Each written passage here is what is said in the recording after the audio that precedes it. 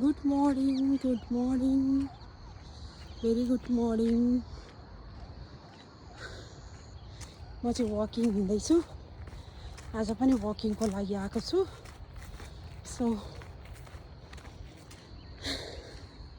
यस्तो राम्रो ठाउँ छ, हजुरहरूले पनि हेर्नु होला होइन। यो चाहिँ फेरि नेपाल होइन नि, फेरि अर्को ठाउँ है। यो चाहिँ गेस गर्नु ल कुन चाहिँ ठाउँ हो।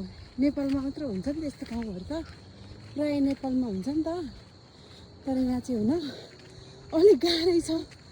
अनि त्यही भएर हो क्या। यो चाहिँ मकैको ढोँडो हो क्या।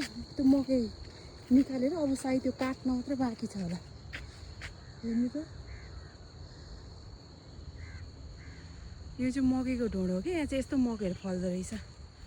अनि यो चाहिँ बिचरा उनीहरूलाई पनि त बस्ने ठाउँ चाहिन्छ नि है, कुकुरहरूलाई नि।